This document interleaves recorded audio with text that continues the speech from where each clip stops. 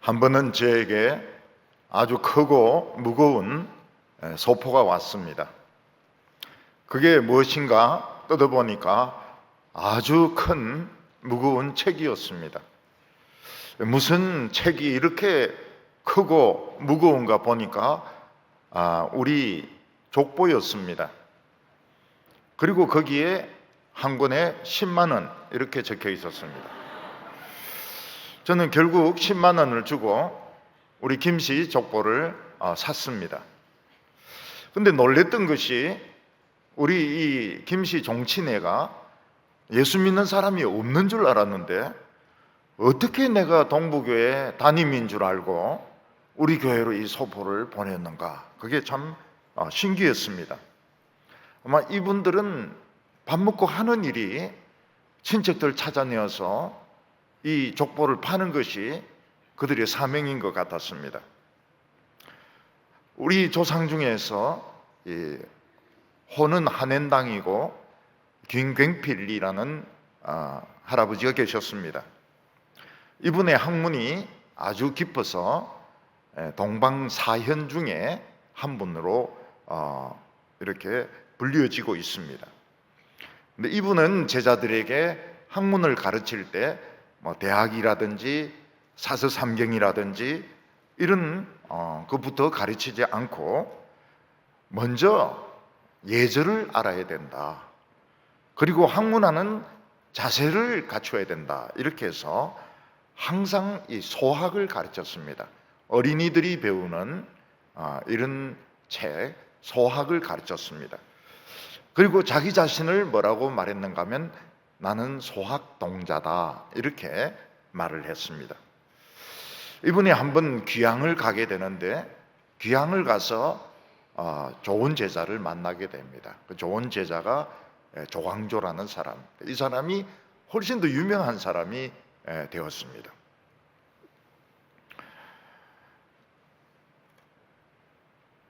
저는 우리 조상을 본받은 것은 아니지만은 저는 교회에서 소요리 문답을 아주 중요하게 생각을 했습니다. 소요리 문답은 어린이들의 신앙 고백을 위해서 웨스트민스터 회의에서 만든 것입니다. 대요리 문답이 있습니다. 어른들을 위해서 대요리 문답이 있는데 대요리 문답은 그 설명이 굉장히 길고 어렵습니다. 그래서 어른들도 잘 안 보고 목회자들이 좀 참고로 하는 이런 정도고, 소요리 문답은 설명도 아주 짧고 간결하기 때문에 지금까지 교회에서 사랑받아 오는 것은 바로 이 소요리 문답입니다. 저도 이 소요리 문답을 너무너무 좋아해가지고 소요리 문답 해설서인 이야기 교리 산책이라는 책을 썼는데 그 책은 소요리 문답 해설서인 것입니다. 이런 것을 보면 우리 한엔당 할아버지하고 저하고 좀 통하는 게 있는가? 그분은 소학을 가르치고 저는 소요리 문답을 책을 쓰고 뭔가 통하는 게 있는지 모르겠습니다. 우리 아버지가 옛날에 사셨던 시골에 동네에 가면 한 오리 정도 더 가면 개팔이란 데가 있습니다. 한번 큰 집에서 무슨 잔치를 하는데, 잔치 준비를 하는데 어떤 나이 드신 할머니가 개팔뛰기 이렇게 하니까 예 이러면서 막 여자 한 분이 막 뛰어나오는 겁니다. 옛날에는 이 여자들 사이에 군기가 굉장히 세가지고 무슨 뛰기 이러면 예 하고 대답하고 쫓아나와야지 꿈을 그린다든지 대답을 안 한다든지 이랬다가는 이거는 이제 굉장히 나중에 야단을 맞게 되는 것입니다. 저는 동네 이름이 좋은 동네도 많은데 왜 하필이면 이 개팔이냐? 왜 동네를 개팔이라 지었을까? 그래서 개팔을 한번 가고 싶었습니다. 얼마나 개판인지 알고 싶어가지고 이 개팔이라는 동네를 한 가고 싶었습니다. 대구에 온 뒤에 한번 시간을 내 가지고 개팔을 찾아갔습니다. 그러니까 한 오리 정도, 멀지도 않아. 한 오리 정도 들어가니까 개팔이 있는데 집도 얼마 남아 있지 않습니다. 사람들 다 떠나고, 그리고 고택이 있는데 전혀 관리가 안 돼 가지고 다 낡았습니다. 근데 그 개팔하고 그 옆에 있는 동네에서 우리 조상들 인재가 많이 나왔다는 겁니다. 그래서 그 옆에 있는 동네에 보면은 비석이 세워져 있는데 그 비석에서 나온 인물들, 그 다음에 그들이 맡았던 직책, 막 이런 것들이 막 적혀 있습니다. 근데 옆에 있는 동네 이름이 뭔가 하면 야동입니다. 그래서 우리 조상들은 왜 꼭 이런 데 살까? 어떤 분은 개팔에 살고, 어떤 분은 야동에 살고. 근데 이제 거기서 나와가지고 이사를 해가지고 뭐 우리 큰 집이라든지 또 밑에 있는 마을이라든지 이런 데 후손들이 흩어지게 된 것입니다. 누가복음에는 예수님께서 요한에게 세례를 받으시고 성령의 세례가 임합니다. 그리고 본격적으로 이 복음을 전하시기 전에 예수님의 족보가 중간에 기록이 되어 있습니다. 근데 누가복음에 나오는 이 족보는 마태복음에 나오는 족보와 완전히 틀리다는 겁니다. 조금 틀리면 우리가 아무 소리도 안 하는데 완전히 족보가 달라요. 왜 예수님에 대해서 완전히 다른 두 개의 족보가 있을까요? 일치하는 부분이 있다면 포로에서 돌아올 때 스룹바벨, 그리고 스룹바벨의 아버지 스알디엘, 그 부분만 일치하고 또 갈라집니다. 갈라져서 올라오다가 포로에서 돌아올 때 일치되고 또 갈라집니다. 다윗까지 갈라집니다.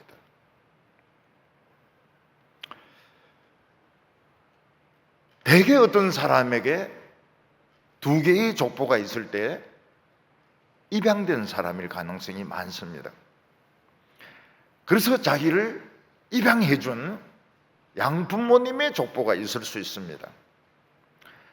그리고 나중에 자신의 친부모를 만나게 되면 바이올로지컬 페런트죠.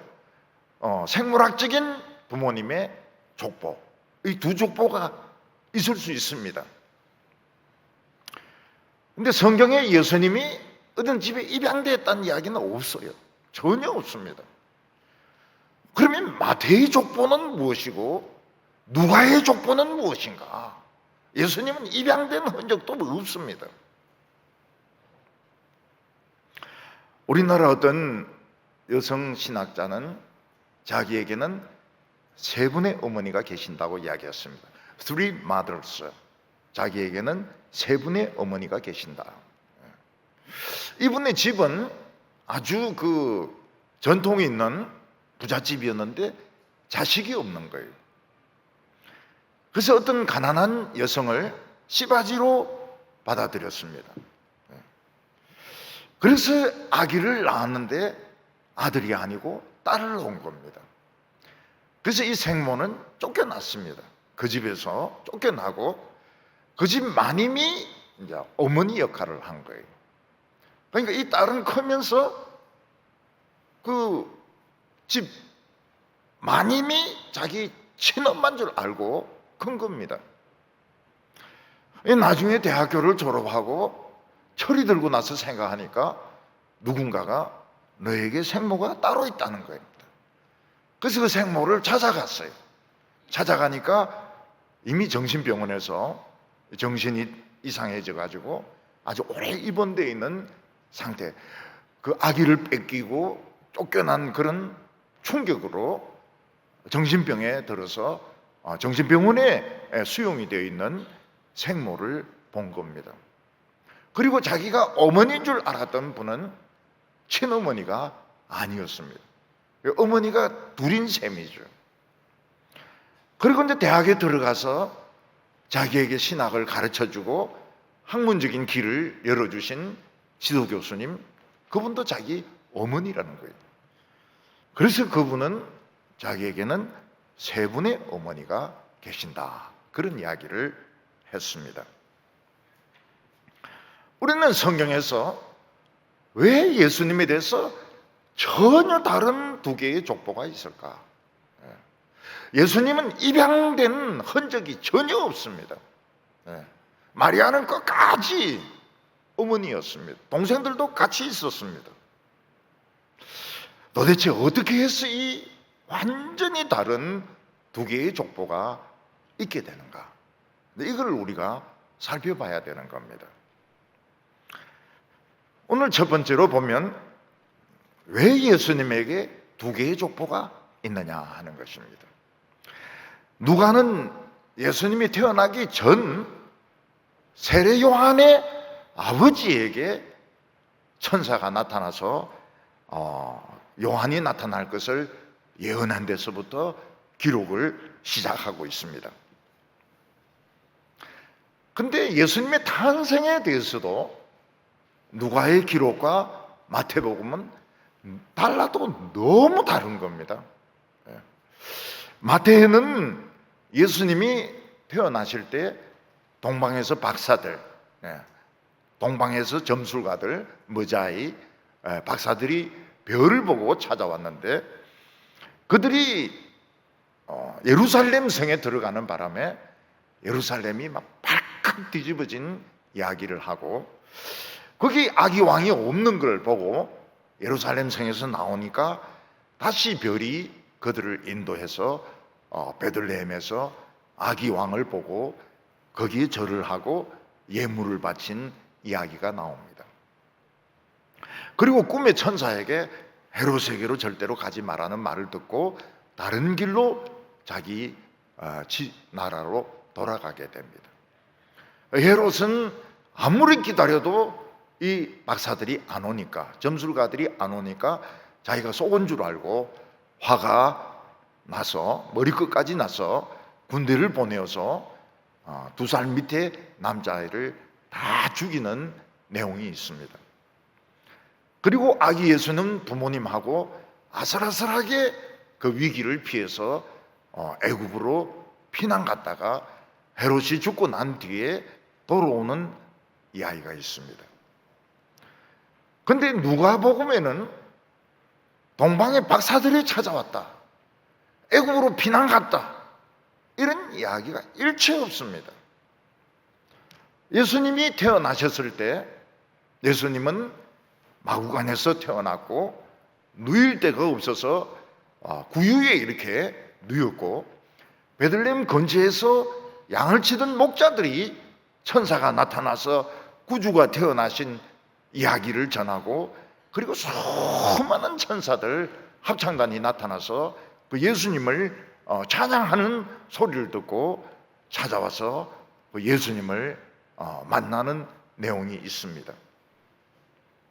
그리고 예수님께서 애굽으로 도망가신 것이 아니고 예루살렘으로 올라가서 거기서 자기 자신을 하나님께 바치는 의식으로 비둘기 2마리를 번제로 바치고 거기서 두 선지자 시몬과 안나의 축복의 예언을 들은 이야기가 적혀 있습니다.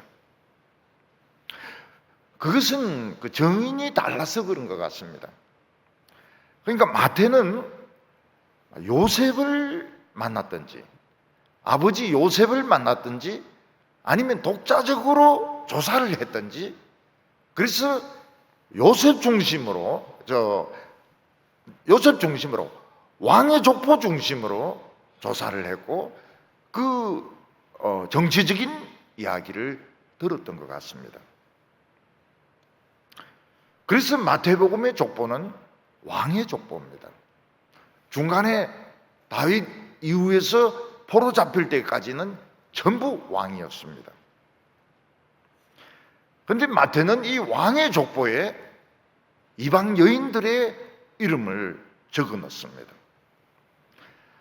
유다의 며느리 다말이 시아버지하고 관계해서 쌍둥이를 낳은 것이라든지, 또 모압 여자 룻이 베들레헴으로 와서 보아스의 아내가 된 거라든지, 그리고 우리아의 부인 바세바가 다윗과 관계해가지고 나중에는 우리아는 죽고 다윗의 부인이 된 이런 이야기들이 기록이 되어 있습니다. 예수님의 족보는 순수한 유대인의 피만 있는 것이 아니고 이방 여인들의 피가 섞여 있는데, 이 이방 여인들의 피를 하나님께서 깨끗하게 해주셔서 예수님까지 이 족보가 내려가게 됩니다. 그리고 이 마태의 족보에는 바벨론 포로에서 돌아온 후에 그냥 평범한 사람들의 족보도 다 기록이 되어 있습니다. 이걸 보면 이 당시 유대인들의 집에는 집집마다 족보가 다 있었던 것 같아요. 왜냐하면 바벨론의 포로에서 돌아온 후에 순수한 유대인이냐 아니냐 하는 게 굉장히 중요한 문제가 되었습니다. 왜냐하면 이방인하고 결혼하면 이거는 범죄로 생각했기 때문에 이 족보에 없거나 족보가 없는 사람은 유대인 취급을 하지를 않았습니다. 너는 이스라엘 사람이 아니라고 했습니다. 그래서 이방 여자와 결혼한 사람은 지도자든지 평민이든지 전부 다 범죄자 취급을 받았습니다.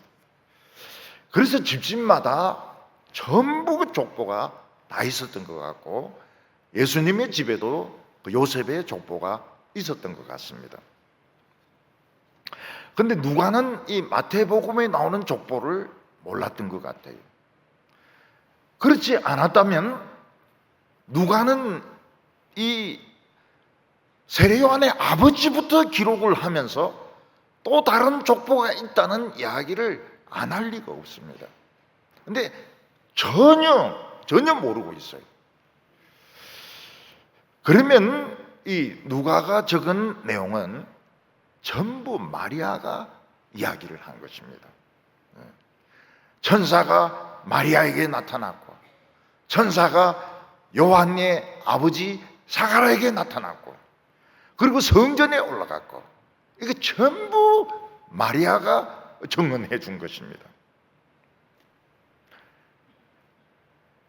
누가복음의 족보의 특징이 무엇인가 하면 마태복음 족보처럼 아브라함과 다윗의 자손 예수 그리스도의 족보라 그러면서 위에서부터 쭉 내려오는 것이 아니고 밑에서부터 올라갑니다. 예수 위에는 요셉이고 요셉 위에는 헬리고 그러면서 쭉 올라가가지고 끝에는 아담이고 아담 위에는 하나님이고 족보가 올라가고 있습니다. 대개 이제 족보가 밑에서부터 위로 올라갈 때는 그 입양된 사람이 자신의 친부모를 찾을 때 아버지는 누구고 할아버지는 누구고 혹시 정조 할아버지까지 알 수 있을지 없을지 모릅니다. 할아버지 이름도 모를 수가 있어요. 저도 할아버지 이름을 잊어먹어 버렸습니다. 우리 아버지밖에 몰라요. 그런데 오늘 같은 이런 세상에서 3대까지 기억하기는 굉장히 어렵습니다. 근데 이 마리아는 놀라운 것이 뭔가 하면 자기부터 시작해서 아담까지 하나님까지 이름을 다 외우고 있는 겁니다. 어디 기록을 해놨든지 다 외우고 있는 것이 특징입니다. 영국의 유명한 설교자 스펄전이라든지 또는 로이드 존스 같은 경우에는 그 아버지의 그 족보에 대해서 이야기를 합니다. 특히 스펄전은 언제 그 조상들이 화란에서 영국으로 넘어왔는가. 그리고 처음에는 스펄전이 아니었다. 성이 스펄전이 아니었다. 스펄전과 비슷한 건데 좀 다른 성이었다. 그러면서 이제 이야기를 하고 있습니다. 근데 스펄전이나 로이드 존스 목사의 전기를 보면 어머니 쪽에 족보도 이야기하고 있습니다. 어머니가 어떤 분이시고 외할머니가 어떤 분이시고, 왜냐하면 그들의 신앙에 영향을 미친 것은 아버지도 영향을 미쳤지만 어머니, 외할머니도 영향을 많이 미쳤기 때문입니다. 사실 예수님 같은 경우에는 요셉의 피는 한 방울도 없습니다. 그의 인성은 전부 마리아로부터 받은 것입니다. 그래서 이 누가복음에 나오는 족보는 마리아의 족보다 이렇게 보는 것이 옳습니다. 근데 옛날에는 여자는 호주가 될 수가 없습니다. 그래서 마리아인데 요셉이라고 이야기하고, 또 마리아의 어머니나 아버지인데 헨리라고 이야기하고, 이런 식으로 해가지고 아담까지 올라가는데 실제로는 마리아의 족보인 것이 틀림이 없습니다. 그렇지 않으면 이렇게 서로 다른 족보가 있을 수가 없습니다. 왜 마리아로부터 위로 올라가느냐? 인류가 처음 범죄했을 때 하나님께서는 아담에게 그렇게 말씀하셨습니다. 장차 여자의 후손이 뱀의 머리를 깰 것이고 뱀은 여자의 후손의 발꿈치를 물 것이라고 예언을 했습니다. 그래서 진정으로 여자에게서 태어난 자, 진정한 사람이 마귀의 머리를 깨고 이 죄의 머리를 깨는 것을 들었던 것입니다. 예수님의 족보가 아버지 요셉 위에 헨리라고 나오는데, 헨리가 누구냐는 거예요. 헨리가 누구냐? 헨리가 누구냐? 마태복음에는 야고보 이렇게 되어 있는데 갑자기 헨리라는 사람이 나오면서 족보가 완전히 달라지게 되거든요. 헨리가 누구냐? 헨리가 헨리는 마리아와 관계되는 사람, 마리아의 아버지든지 마리아의 큰 아버지든지 마리아에게 신앙의 영향을 끼친 그런 사람이다, 이렇게 우리가 볼 수가 있습니다. 그래서 예수님은 진정한 여자의 후손으로, 마리아의 아들로, 인간으로 이 세상에 태어나셨고 뱀의 발꿈치를 물려가지고 십자가에 못 박혀 죽습니다. 죽음의 독이 그 온몸에 다 퍼집니다. 그러나 그가 사망의 권세를 이기시고 마귀의 머리를 깹니다. 뱀의 머리를 깨어서 죄의 머리를 깨어가지고 우리를 구원하십니다. 그래서 진정으로 하나님의 그 말씀, 여자의 후손을 통해서 뱀의 머리를 깬다 하는 것을 보여주기 위해서 이 마리아로부터 족보가 하나님께로 올라가는 것입니다. 오늘 두 번째로 보면 이 어머니 모계의 계통의 신앙의 중요성입니다.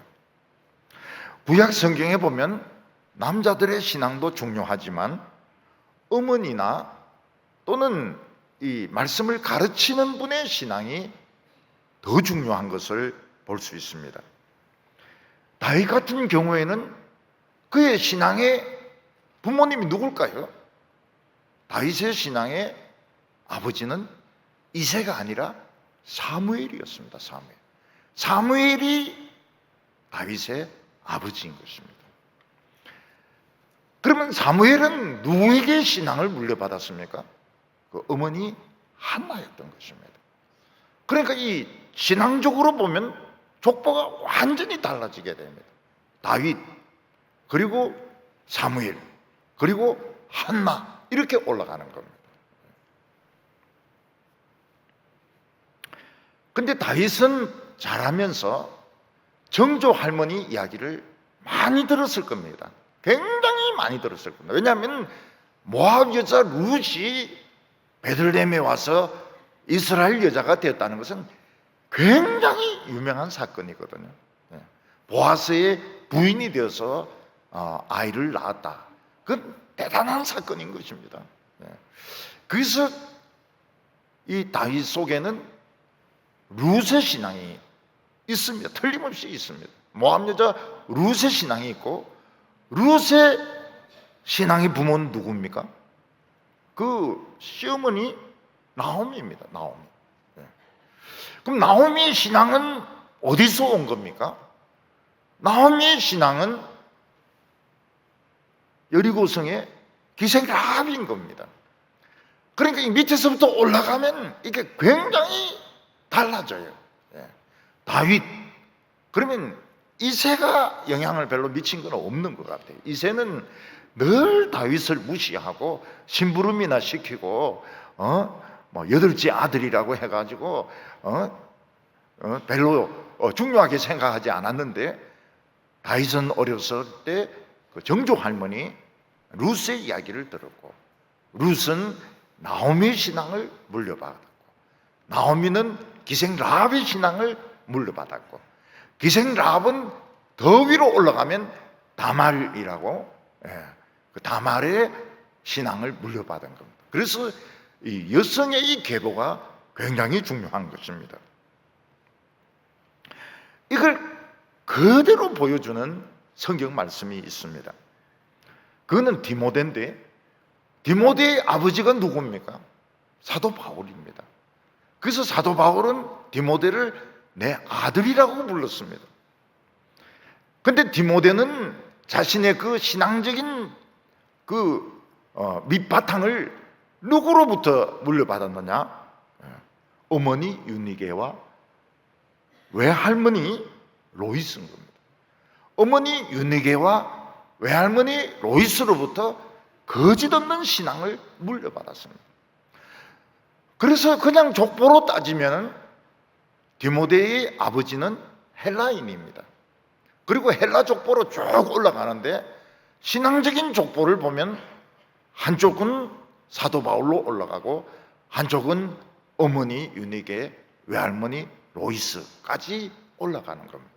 근데 계속 올라가기가 힘들어요. 왜냐하면 나중에 전도받아서 예수를 믿게 되니까요. 근데 마리아는 모태신앙이 아닙니다. 그냥 하나님으로부터 내려온 그 신앙. 우리는 3대 모태신앙이다, 뭐 4대 모태신앙이다 이러는데, 마리아는 그냥 하나님까지 이 족보가 올라가는 그런 신앙의 족보인 것입니다. 제 친구가 하나 있는데요, 너무 그 인간적으로 훌륭해요. 인격도 참 훌륭하고, 또 남에 대해서 희생적이고, 그리고 헌법을 연구한 법학자입니다. 근데 그가 예수를 안 믿어요. 남을 위해서도 참 희생도 하고, 인품도 굉장히 그 부지런, 인품도 너무 훌륭하고, 공부도 너무너무 잘하고, 그런데 잘난 체를 하지를 않아요. 절대로 사람이 잘난 체를 하지 않습니다. 그 사람이 예수를 안 믿는 게 이해가 안 돼요. 이해가 안 돼요. 그 세월이 많이 지난 후에 그 친구를 만났을 때 교수가 되어 있고, 학장이 되어 있고, 그리고 크리스찬이 되어 있었습니다. 그래서 어떻게 해서 너가 예수를 믿게 되었느냐 이렇게 물어보니까, 뭐 겉으로 나타난 계기는 선교단체 간사님하고 이제 성경 공부를 한 것이 겉으로 나타난 계기가 되었지만은, 자기가 어렸을 때 할머니가 교회 나갔다는 거예요. 할머니가 교회를 나갔는데 이 친구가 춘천 사람이거든. 그 춘천에 계속 있지 않고 이제 경기고등학교 다니고 서울법대 다니고 이러면서 집을 떠나 있으니까 신앙이 안 생긴 겁니다. 신앙이 안 생겨요. 근데 내인데 뭐라고 이야기하는가 하면, 내 속에 그 할머니의 신앙이 들어 있었던가 보다, 그런 이야기를 하는 겁니다. 구약 이스라엘이나 지금도 마찬가지입니다. 그 어머니의 신앙 또는 그 성경을 가르친 목사님이나 선생님의 신앙이 족보입니다. 또 다른 누가복음에 나오는 족보인 것입니다. 이스라엘 백성들에게는 여성들이 신앙의 불을 지켜왔는데 그 대표적인 사람이 사라입니다. 사라는 90세가 되도록 아이를 낳지 못했습니다. 근데 하나님의 말씀을 믿고 기다렸습니다. 90이 되어서 아기를 낳았어요. 90이면 할머니 중에서도 곧 장례 차려야 될 할머니가 90이 이제 넘었는데 아기를 낳았어요. 할머니가 90살 넘은 할머니가 아기를 낳았으니까 얼마나 우습습니까? 그래서 사라가 그렇게 이야기합니다. 하나님이 나를 웃기시니까 내가 실컷 웃으시리로다. 이 무슨 뜻입니까? 사라는 아름답게 생겼지만 잘 웃지를 않는 거예요. 모나리자 같이 웃는 것도 아니고 안 웃는 것도 아니고 그냥 미소만 짓는, 미소가 그 웃는 겁니까? 안 웃는 겁니까? 그 웃는 것 같이 보이는데 안 웃는 거예요. 미인들 중에서 좀 무서운 미인이 어떻습니까? 아름답게 생겼는데 생전 안 웃는 미인을 보면은 조금 좀 그런 냉기가 느껴지죠. 그러니까 사라가 이제 그런 여성인 거예요. 사라는 참 부드럽고 그리고 미소는 띄지만 절대로 웃지를 않는 겁니다. 90살에 아들을 낳고는 막 웃습니다. 한참 웃어요. 왜냐하면 하나님 나를 웃겼기 때문에. 그리고 아이 이름을 이삭이라 짓는데 이사학입니다. 이사학. 그 이사학이라는 뜻이 뭔가 하면 웃습니다. 웃음. 하나님이 나를 웃기셨다는 겁니다. 우리 성도님들 때때로 하나님이 우리를 웃기실 때가 있어요. 그 웃기는 게 그냥 웃기는 게 아니고 기쁨으로 웃게 하시는 겁니다.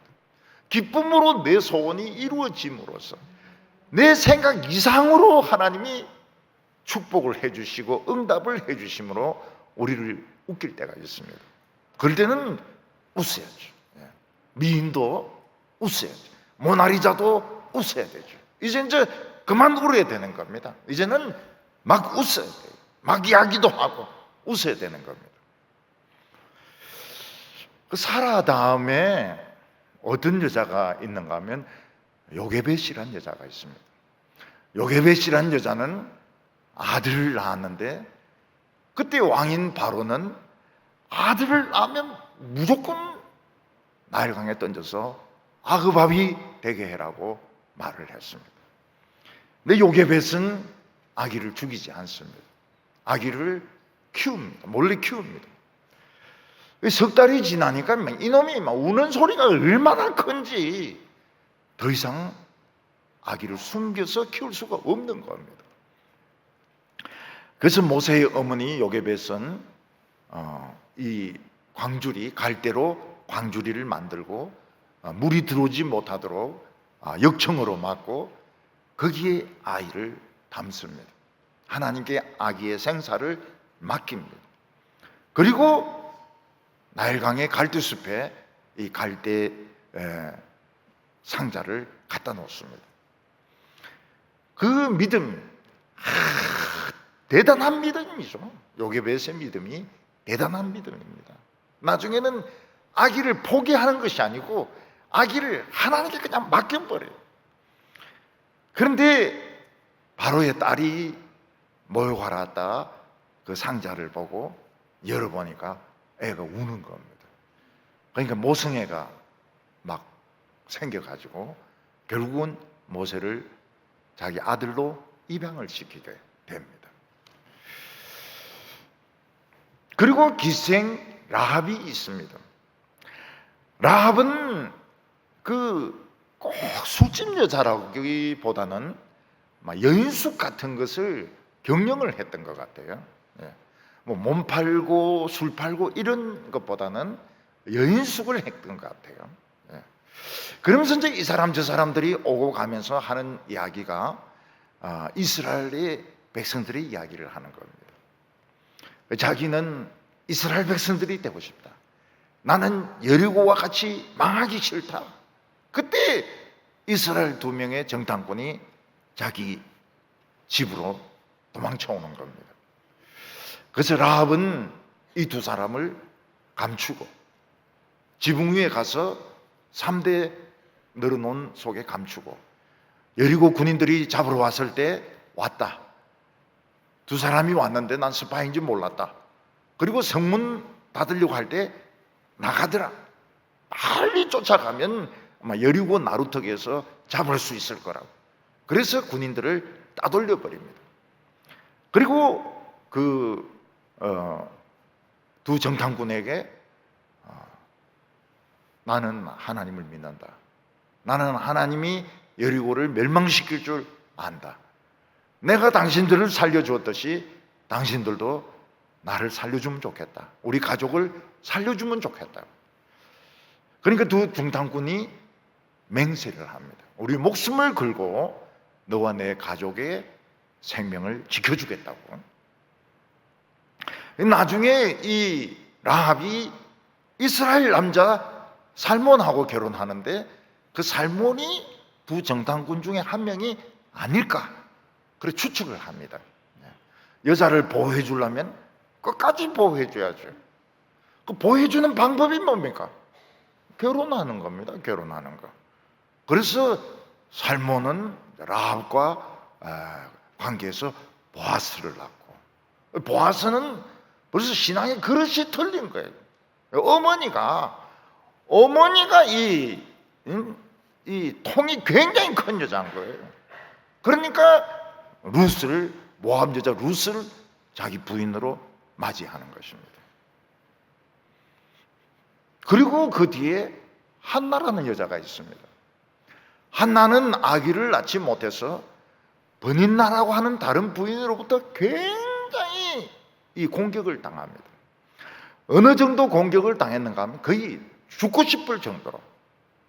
버닌나가 원하는 건 그겁니다. 너 죽으라는 거야. 애 낳지 못하는 너는 죽어라. 그런 식으로 괴롭힌 겁니다. 한나는 눈물로 하나님께 기도하고 서원을 해가지고 이 사무엘이란 아들을 얻게 됩니다. 이 사무엘부터 이스라엘의 시대가 바뀌게 됩니다. 그전에는 이 사사들의 시대였는데 그 뒤로는 말씀의 시대로 이스라엘 역사가 변하게 됩니다. 그리고 그 사무엘이 소년 다윗을 만나서 그 머리에 기름을 붓고 앞으로 너가 이스라엘의 왕이 될 거라는 약속을 하게 됩니다. 나중에는 세례 요한의 어머니 엘리사벳도 그런 신앙을 가졌습니다. 예수의 모친 마리아도 똑같은 신앙을 가졌습니다. 주의 계집종연이 말씀대로 이루어지이다. 이 전부 같은 라인인 것입니다. 이스라엘에는 이런 믿음의 여자들이 시대마다 계속 있었습니다. 이들이 신앙의 정신, 이스라엘의 정신을 지켜나갔습니다. 그런데 이런 여성들이 없을 때도 있습니다. 이런 여성들이 없을 때는 반드시 우상숭배에 빠집니다. 그리고 영적으로 침체가 됩니다. 그리고 나라가 망합니다. 그래서 겉으로는 남자들이 정치를 하는 것 같지만 이스라엘을 지켜온 것은 이 여성들의 라인입니다. 사라부터 시작해서 요게벳이라든지 그 사람들이 낳은 그 아들들이 결국은 이스라엘을 구원했거든요. 예수님께서 어렸을 때 물론 하나님께서 은혜를 주셨습니다. 그렇지만 어머니인 그 마리아의 도덕성, 마리아의 신앙심, 마리아의 성품을 많이 영향을 받은 것은 부인할 수가 없습니다. 마리아는 성전에 올라갔을 때 시몬이라고 하고 안나라고 하는 100살이 넘은 이런 늙은 선지자들의 축복을 받고 굉장히 기뻐한 것을 볼 수가 있습니다. 근데 이스라엘은 여자를 호주로 하지 않습니다. 여자는 숫자로도 카운트하지 않습니다. 그러니까 예수 위에는 마리아인데 마리아의 이름을 못 씁니다. 그래서 요셉이고, 그 위에는 마리아의 아버지든지 마리아의 신앙을 끼쳤던 사람인데 헬리오 이렇게 나옵니다. 헬리, 남자의 이름으로 올라가는 것입니다. 마리아의 그 친부모님은 성경에 일체 이야기가 없습니다. 그거 보면 마리아의 그 친부모님은 신앙이 평범했던 것 같아요. 별로 좋은 신앙은 아니었던 것 같아요. 그러면 마리아에게 신앙을 영향을 주었던 사람은 누굴까? 큰아버지가 아니겠는가? 그래서 헬리라는 사람은 큰아버지일 수도 있는데 어쩌면 큰엄마가 이 마리아에게 신앙의 영향을 줄 수 있습니다. 마리아와 굉장히 친했던 사람은 엘리사벳인데, 엘리사벳은 친척이 아니에요. 친척이 아니고 같이 비슷한 나이 차이는 많이 나지만 그냥 같은 성도로서 교제를 합니다. 그러니까 이 헬리라고 하는 사람은 큰아버지나 자기 친아버지는 아닌 것 같아요. 친아버지는 별로 신앙이 안 좋았던 것 같아요. 결혼도 안 해놓고 아기를 베고 이러니까 싫어했던 것 같아요. 그러면은 큰엄마라든지 마리아에게 신앙을 끼친 여성이나 남성이 있는데 그 사람이 헬리인 겁니다. 헬리가 누구냐? 이게 이제 문제인데, 헬리는 마리아에게 신앙을 준 큰엄마의 남편이라든지 큰아버지라든지 이런 관계에 있는 사람인 것입니다.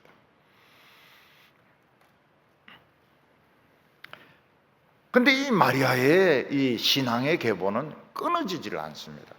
우리는 보통 한 3대 정도 올라가면 끊어지거든요. 왜냐하면 복음이 들어온 지 한 130년밖에 되지 않기 때문에 아버지, 친정아버지 또는 남편 이런 식으로 해서 한 3대, 4대 올라가면 많이 올라갑니다.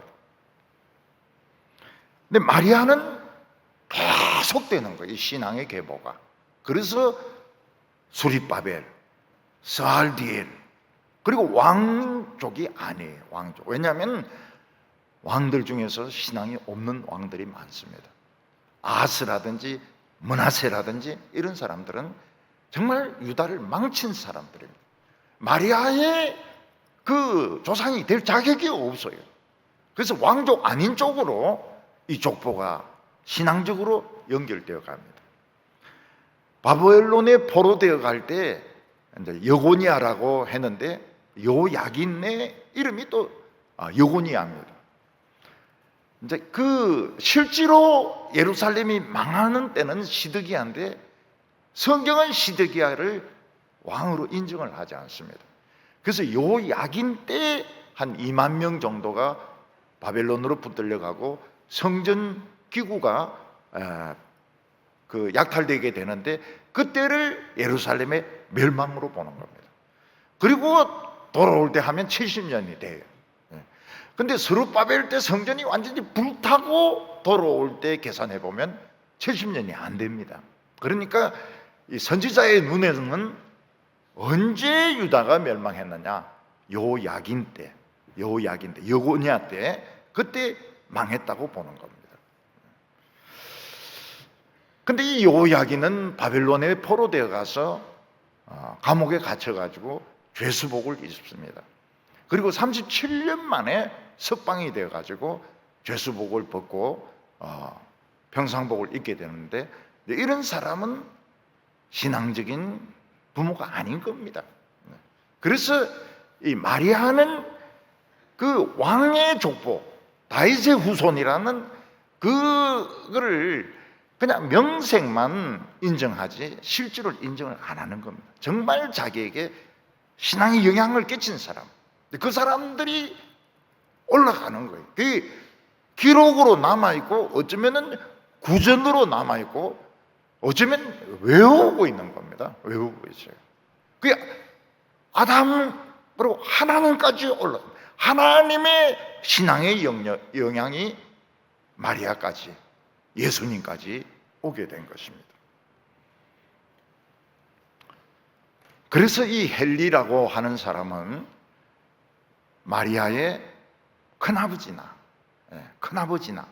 뭐 이런, 그러니까 실제로 영향을 준 사람은 큰엄마죠. 큰엄마인데 큰엄마의 이름은 호주가 될 수 없으니까 헨리라는 사람을 등장을 시킨 겁니다. 헨리가 누구냐? 헨리가 누구냐? 그게 중요한 이슈인데, 헨리가 누군지 아는 사람은 헨리밖에 없습니다. 남은 근거가 아무것도 없어요. 그런데 이게 마리아의 족보고 신앙에 영향을 끼친 족보다 이렇게 본다면 큰엄마라든 엄마 아버지는 신앙이 별로 안 좋았던 것 같아요. 그러니까 요셉이 만삭이 된 자기 부인을 데리고 베들레헴으로 가는 겁니다. 엄마 아버지가 신앙이 좋으면 그냥 자네 혼자 갔다 오게 우리가 하겠다 이러는데 보호를 안 해주는 겁니다. 그러면 부모가 아닌 딴 사람일 가능성이 많은 겁니다. 근데 그 다윗의 그 아들들 중에서 왕이 된 사람은 솔로몬입니다. 솔로몬이 축복이란 축복은 다 받아요. 다윗으로부터 왕위를 물려받고 지혜와 금과 성전을 짓고, 근데 여기 솔로몬이 여기 못 들어갑니다. 이 마리아의 족보에 솔로몬이 못 들어가요. 왜 못 들어가는가 하면 나중에 이방 여자들을 막 끌어모읍니다. 이방 여자들 한 1000명을 자기 부인으로 삼아가지고 그들의 우상을 따라가요. 그러니까 이 솔로몬은 마리아의 믿음의 조상이 될 수가 없는 겁니다. 근데 이 바세바가 낳은 아들 중에서 솔로몬의 형이 있습니다. 솔로몬이 형이 누군가 하면 나단입니다. 나단. 그러니까 이 나단이 신앙이 좋든지 아니면 나단의 부인이 신앙이 좋든지, 그래서 이 족보가 솔로몬으로 가지 않고 솔로몬의 형인 왕이 못된 나단으로 이 계보가 쭉 내려가게 되는 겁니다. 이게 어떻게 된 건지 모르겠지만은 바벨론에서 포로될 때는 이 라인이 일치가 되게 됩니다. 그리고 또 갈라져요. 신앙적으로는 갈라집니다. 무슨 말인지 아시겠죠?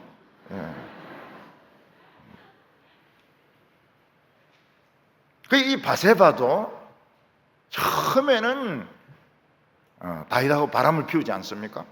그리고 이제 그 아기는 죽고, 그리고 다윗도 회개하고 바세바도 회개해가지고 신앙이 굉장히 좋아진 것 같아요. 바세바가 신앙이 좋아진 것 같아요. 그래서 그 라인에 들어가는 겁니다. 다말, 라합, 룻, 그리고 바세바 이렇게 올라가는 겁니다. 그런데 그 영향을 나단이라든지 나단의 부인이 영향을 받았을 것이다. 그래서 이 라인이 족보가 솔로몬으로 내려가지 않고 나단으로 내려가서 쭉 밑으로 계속되게 됩니다. 제 신앙의 아버지는 누구냐? 제 신앙의 아버지는 아버지가 아닙니다. 아버지가 아닙니다. 어머니예요. 어머니가 제 신앙의 아버지입니다. 이옥자 씨.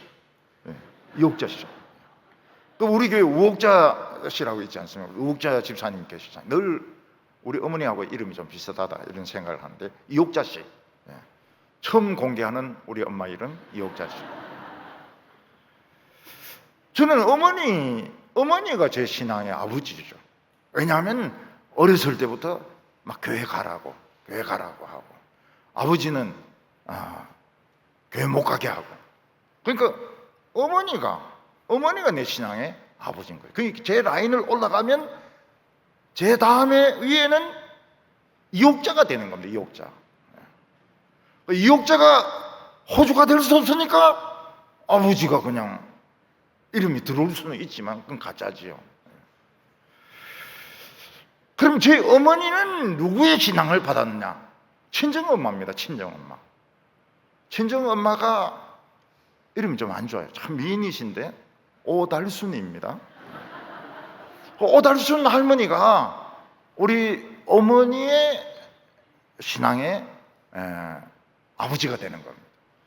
그럼 우리 외할아버지는 의사였다는데 그분은 뭐 신앙이 별로 없었다고 그래요. 그러니까 어머니, 외할머니. 그럼 외할머니의 신앙은 누구로부터 물려받았는가? 그때 신사참배 반대해가지고 감옥에 들어갔다가 나온 목사님들이 있거든요. 그 중에 이제 한상동 목사라고 있습니다. 한상동 목사. 그분이 우리 외할머니의 신앙의 아버지가 되는 겁니다. 그러니까 한상동, 오달순, 이옥자, 네, 이렇게 되는 겁니다. 제 친할머니는 어떻냐? 제 친할머니는 보살입니다. 보살. 절에 굉장히 자주 가시고 삼신할머니를 찾고, 그래서 삼신할머니인데 비로소 우리 아버지를 낳았다고 생각하는 거예요. 그래서 우리 아버지는 삼신할머니 배반하기 싫어서 교회를 안 오는 겁니다. 제 결혼식 할 때 처음이자 마지막으로 교회에 오셨어요. 그 나중에 늙으셨을 때 기독교인이 될까 말까 좀 갈등하는 이런 모습은 좀 본 적이 있습니다. 근데 결국은 신앙은 못 가지셨어요.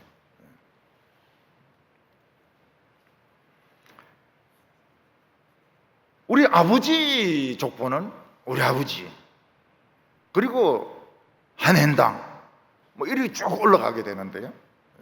개팔, 개팔 야동에 살던 사람들 이리고 쭉 올라가게 되는데 저는 그 계보가 아닙니다. 저는 그 계보가 아니에요. 한hen당 우리 아버지 계보가 아니에요. 그건 벌써 잘렸어요. 예수 믿으면서 저는 잘렸습니다.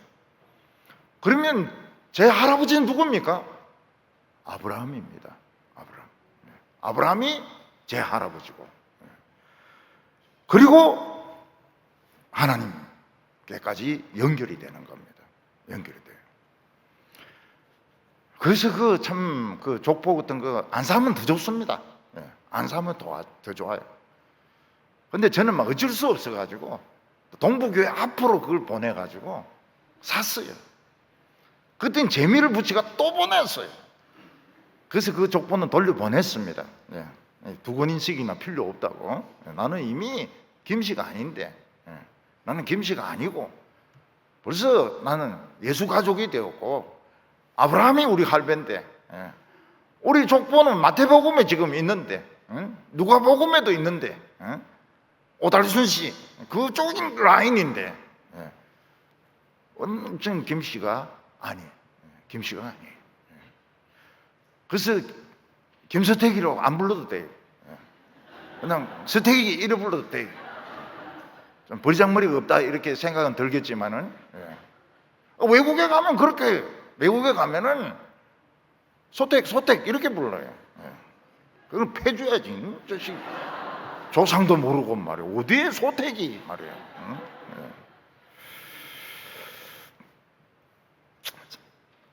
저하고 같이 성경 공부하던 청년이 있었습니다. 예수 전혀 안 믿다가 성경 공부하면서 예수 믿고 세례를 받았습니다. 이 청년은 아버지처럼 저를 따라다닙니다. 아버지처럼 따라다니고, 애 먹일 때도 있었지만은 참 귀엽죠. 너무 귀엽죠. 항상 귀여워했습니다. 근데 이놈이라고 해야 될지 모르겠지만은 이 청년이 자기 목회하고 싶다는 거예요. 근데 총신에는 무슨 규정이 있는가 하면 세례받은 지 5년이 안 되면 입학이 안 돼요. 왜 5년이 안 돼? 그래서 제가 총장 김은 박사를 찾아갔습니다. 그래서 제가 물었어요. 이게 스트릭트 레귤레이션이냐? 이거는 반드시 지켜야 되는 거냐? 아니면 플렉시블, 융통성이 있느냐 이러니까 그 총장이 미안하다. 이거는 스트릭트 레귤레이션이기 때문에 바꿀 수가 없다. 사정을 봐줄 수가 없다고. 그래서 한 해를 굽고 그 다음에 이제 총신 들어간 겁니다. 신학 공부를 좋아해야 되는데 축구를 그렇게 좋아해요. 축구를 좋아하고 축구 한 게임 뛰고 또 마라톤 해가 또 1등을 하고. 그 제인대 야단을 엄청 맞았지. 네가 임마 신학을 공부하러 들어갔냐, 축구하러 신학에 들어갔냐. 아유, 목사님 막 힘이 좀 남아서 그런데 좀 봐주십시오. 그래서 봐줬어요. 봐줬어. 친구들도 놀랬죠. 축구 2게임 하고 또 마라톤 해가지고 또 상까지 받고요. 근데 얼마나 재주가 좋은지 경품하면 꼭 뽑힙니다. 경품을 뽑으면 틀림없이 뽑혀요. 그래서 자전거도 타기도 하고 노은기를 타기도 하고. 드디어 이제 목사 안수를 받게 됐습니다. 그 집 식구들은 전부 불자들이기 때문에 목사가 뭔지도 몰라요. 교회 근처를 가보지 않으니까 목사가 뭔지도 몰라요. 아무도 와야 되는 줄 모르는 거예요. 그래서 내가 집으로 가라. 집에 가서 어머니하고 형하고 다 모셔라. 반드시 모셔라고. 그랬더니 이제 간 거예요. 사명감을 가지고. 제 말을 거역을 못하니까 가가지고 어머니하고 형들인데 내가 목사 됐는데 와야 됩니다. 와야 됩니다. 안 오시면 전 죽습니다. 우리 목사님 성질이 얼마나 더러운데 안 오시면 죽습니다. 그래서 엄마가 물어요. 목사가 뭔데? 그 절에 법사 아니십니까? 그거하고 같은 겁니다. 이러니까 엄마가 막 우리 아들이 법사가 되다 이러면서 친구들이 총출동해가지고 그 노예 다 왔어요. 노예 와가지고 그 아들이 목사 안수 받는 걸 보고 굉장히 기뻐했어요. 왜냐하면 법사하고 갔다고 하니까 너무너무 기뻐가지고. 그 후에 그 둘째 형이 예수를 믿어요. 암에 걸렸다가 예수를 믿고 암이 완치가 됩니다. 그리고 큰형이 예수를 믿습니다. 어머니가 예수를 믿어요. 참 그 신기하더라고요. 절대로 진짜 목사가 뭔지도 모르는 이런 사람들이 다 예수를 믿어요. 그거 보면은 참 복음의 역사는 정말 신기하고 놀랍다는 생각을 가지게 됩니다. 그 자녀들은 저를 아버지라고 생각해요. 저는 자녀라고 생각 안 합니다. 왜냐하면 내가 낳은 적도 없고, 그런데 아버지라고 생각해요. 애를 먹이도 애교가 있죠. 자식이니까.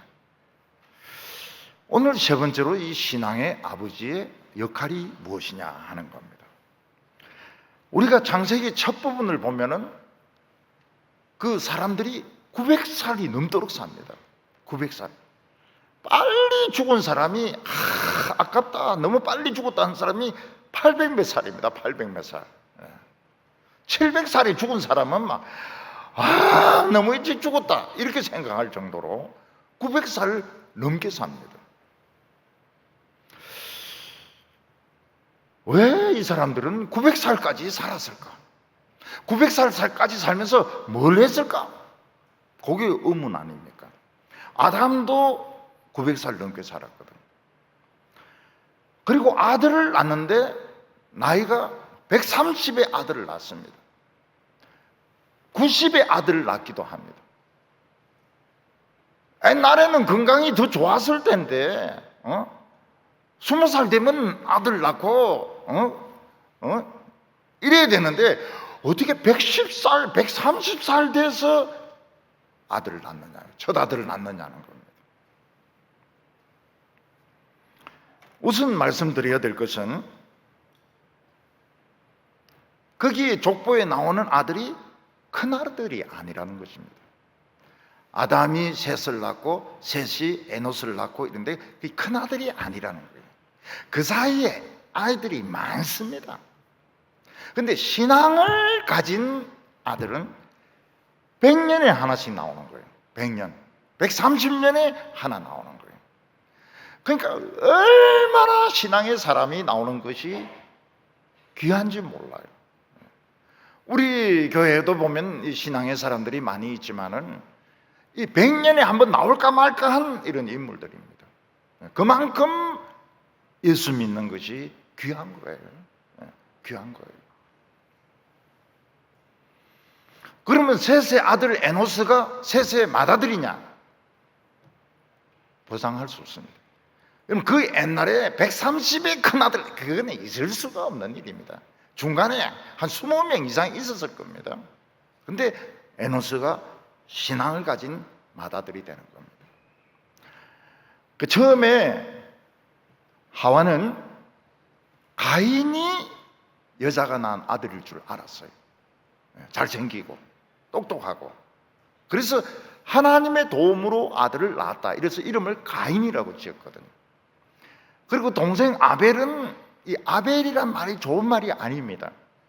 병들었다, 빚을 그린다, 형편없다, 그런 뜻이 아벨입니다.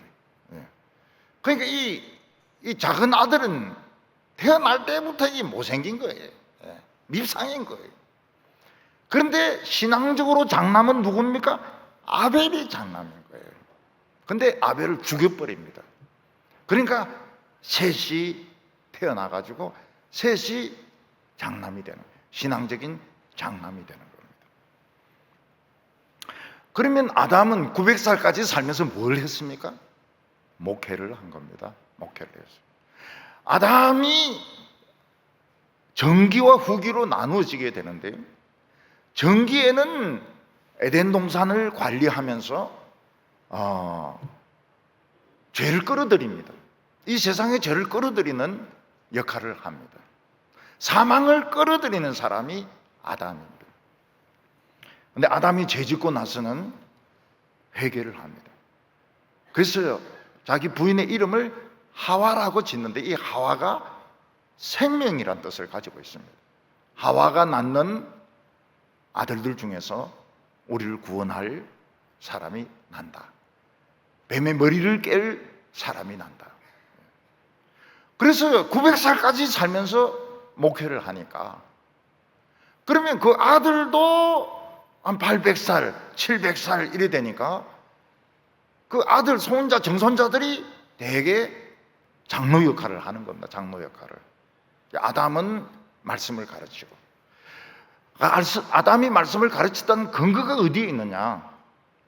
가인과 아벨이 제사를 드릴 줄 알았다는 겁니다. 그런데 아벨은 짐승을 죽여서 불로 태우는 제사를 알았다는 거예요. 이건 누가 가르쳐 줬겠습니까?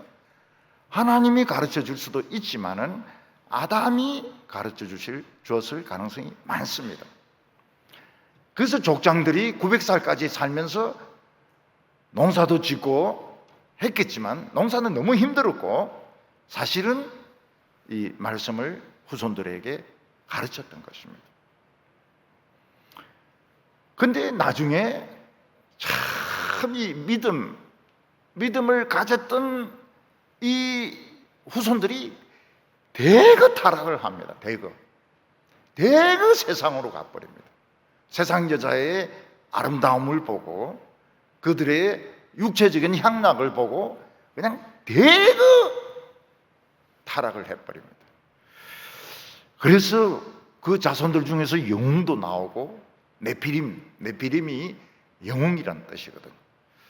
그러니까 히브리 말로 나팔이란 말은 쓰러뜨린다 이런 뜻을 가지고 있는데, 요즘은 보면 격투기에 이런 챔피언이 나오는 겁니다.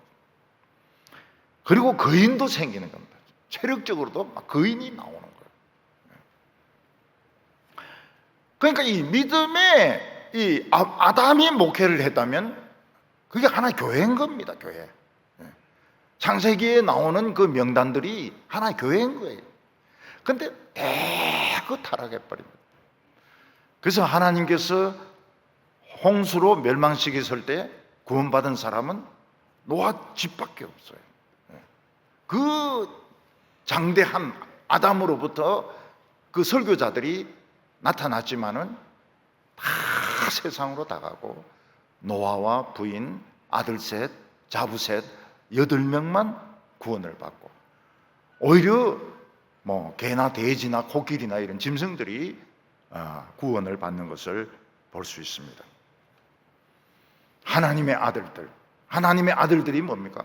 그때 어떤 교회 같은 공동체가 있었던 것입니다. 근데 이제 이게 안에서 내분이 생기면서 세상으로 다 가버린 거예요. 남은 사람은 노아 혼자인 겁니다. 노아와 노아 자식들, 그것만 남은 거예요. 그 사람들만 구원을 받는 겁니다. 그래서 아벨이 양을 죽여가지고 제사 드렸다. 그러니까 적극적으로 한 게 아닙니다. 그건 배운 거예요. 그러면 가인은 왜 곡식으로 제사 드렸느냐? 순종을 안 한 거예요. 말씀을 가르쳤지만 난 그거 싫다. 난 싫다. 그래서 곡식으로 바쳤는데 하나님이 안 받으시니까 성질이 나가지고 이 동생을 죽여버린 겁니다.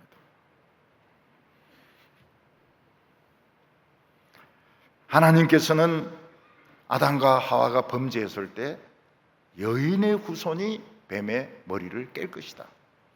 뱀의 후손은 여자의 후손의 발꿈치를 물 것이다. 그렇게 말씀하셨는데 드디어 여자의 후손 마리아로부터 예수님이 탄생하셨습니다. 예수님은 뱀에게 물리셨습니다. 십자가 위에서 뱀에게 물려가지고 뱀독이 다 퍼져서 죽었습니다. 그러나 예수님은 죽음에서 살아나셔서 뱀의 머리를 깨고, 그리고 죄를 박살을 내고 사망의 권세까지 깨뜨리고 우리를 구원하신 것입니다. 예수님은 움직이는 성전이었습니다. 예수님은 움직이는 하나님의 나라였습니다. 오늘은 우리가 성전입니다. 우리가 하나님의 나라입니다. 우리는 이 축복을 누리시기를 바랍니다. 세상으로 가지 마시고 노아 때의 그 하나님의 아들들처럼 세상으로 가지 마시고 이 하나님의 이 나라 성전의 축복을 받으시기를 바랍니다. 지금도 우리 여성들 신앙의 불을 꼭 밝히시기 바랍니다. 대충 믿으면 안 됩니다. 여성들 대충 믿으면 안 돼요. 개팔뛰기 이러면 야 하고 뛰어오듯이 다 신앙적으로 무장을 해가지고 이 하나님의 나라를 지켜나가고 이 축복을 지켜나가는 성도들 다 되시기를 바랍니다. 기도드리겠습니다. 하나님 아버지, 돌 감람나무였던 저희들을 아브라함의 자손이 되게 하여 주시고 하나님께 접붙임이 되어서 참 감람나무보다 더 맛있는 감람 열매를 맺게 하여 주시니 감사를 드립니다.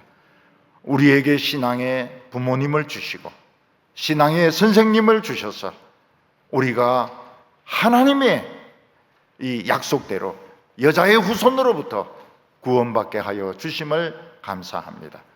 우리가 이 구원을 소홀히 여기지 말게 하여 주시옵소서.